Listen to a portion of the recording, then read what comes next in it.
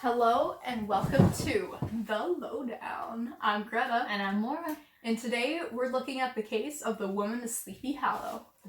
Here's the lowdown. The year is 1981. The body of a woman is found in the woods by a man looking for firewood. And here's the thing. She had no fingerprints. No fingerprints? No fingerprints. I don't know how that can happen, but it happened. So although nothing of hers was torn or ripped, she was slightly mussed, which maybe hinted at some physical violence. She did have an inflated liver and some internal bleeding, but the coroner pinned her death on the poison called gelsamine. What's that? Funny you'd ask. Here's a replica. Ooh. So it is a plant found in North America and Asia, and it is famously used in Agatha Christie novels. So, Looks pretty. yeah, I think so too. So that's how she died, and nothing seemed out of place on her body except they found a note in her pocket. Now, I got a special treat for you guys. We have a copy of the note, actually. Here it is. You can see a secret code on here, and then an address. What do you think about that? Why would they cross off the address? You know, I thought about that too, and I think it's because it connected her, our woman, to Mr. Ronald Collins. What's his address? That is his address. Oh. And he also lived in Illinois, where the body was found, so it adds up. It is actually taken out of a Sherlock Holmes book, which mystery connections with Agatha Christie. And then when they brought Collins in for questioning, he claimed he'd never seen the body before of the woman, which That's mysterious. I don't quite believe. And he died in 1999, still saying he'd never seen her before. Something else about Collins, though, is that he lived with his sister, and she claimed he often had conversations on the phone in Russian. Russian. I don't know why. But let's take a look at the board. First, we have our woman of Sleepy Hollow. And next is Mr. Ronald Collins. And last, who's that? It's Collins' sister, not pictured. But let's take a look at the theories. Number 1 is suicide. The woman was obviously not from around here because no one could identify the body, and she was found in the woods alone. Plus, the poison gelsamine is commonly used in suicide cases, but that doesn't explain the orchid damage or the fingerprints. Or the secret code. Yeah, I didn't really think it was suicide. But, we had to consider it. Number 2, though, is a love affair. It would explain why she had the page from Collins' book and his address on it.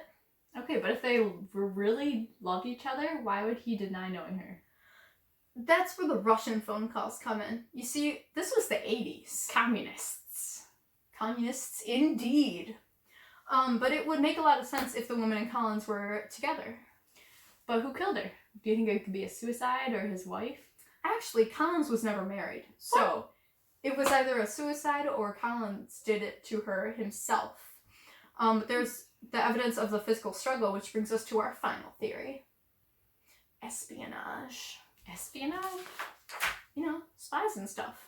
Oh. For me, I think this is the most likely theory. If the women were a spy, Russian or American, it would explain the fingerprints. It would explain Collins claiming not to know her. And most importantly, it explains the secret code. But you never know. She could just be walking around with a secret code, just waiting for a murderer. I know if I mysteriously died, I want people to talk about it. What better way to do it than with an unbreakable code and a direct link to my secret lover? So, if you die, when you die mysteriously, I should say, you want me to do an episode about you? Absolutely. But anyway, this lady was definitely a spy. Sorry, Greta, this one's solved. You didn't solve anything. Sure, she was a spy, but who killed her? Who knows? It could have been herself. But what about the evidence of the struggle? Our lovely lady got into a little bit of a scuffle, a brawl perhaps, and she's leaving, and she realizes, I'm not going to make it. Then bam, a little bit of gelsamine and case closed. All right, and that is the lowdown on the woman of Sleepy Hollow. Hey guys, welcome to another episode of The Lowdown. So we cracked the code. We cracked the code, guys. It says suspect Collins, check the scene, And that's not even all. We got this sketchy letter from apparently the murderers of Sleepy Hollow, right? It says, this is a formal request to cease and desist the investigation of the woman of Sleepy Hollow. If you two look further into this death, we will be forced to rattle your bones. And you will be depart the land of the living just like her. What in the actual heck? And there's a code at the bottom. Wait,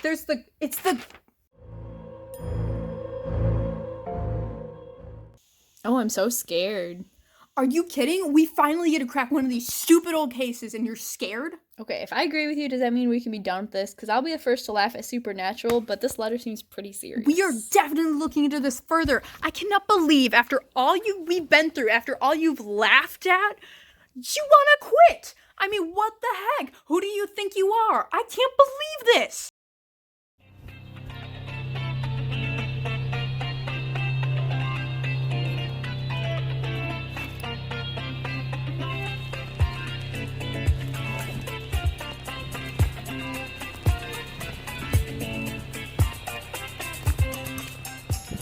Welcome back. We are now standing where the woman of Sleepy Hollow was actually murdered. Also known as where the fun is. Be respectful. She could have left her spirit to haunt here looking for little chumps like us. Did you just call us chumps? I take offense. Yeah, I call myself a chump too.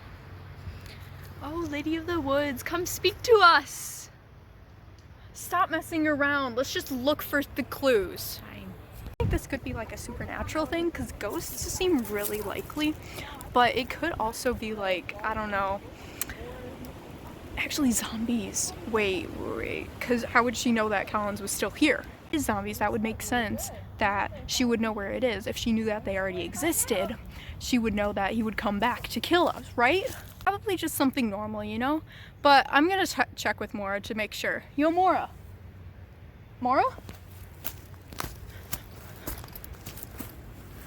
What the heck? Oh. Oh my god, she is dead. What the heck? What the heck? Just killed her. Oh my god, she's dead. She's probably filming, right? Filming on her camera? Okay, wait. Okay. Let's see what she got. I think I just found out what this woman is talking about. Check this out.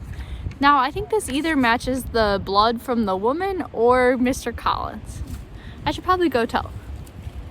What's this? Ooh, these smell really good. I wonder if they're flowers you can eat. Only one way to find out. Maura's dead. Maura's dead. I have to accept that. What killed her? I guess it was the shady figure. Oh my. Okay. There is a shadow. Shadows can be lots of things. Shadows can be trees. Shadows can be shady people that want to kill me. Oh my god. Okay, wait. There's a treehouse. See? Okay. I'm just gonna go up there. I think we'll be fine. I made it to the treehouse. I kicked the ladder down, so we can't get up. I'm now realizing that means I can't get down. I guess that's a problem for future Greta, but I'm here now. Just want to say I'm sorry, Maura. She thought this was a stupid joke. I pushed it too far. Sorry.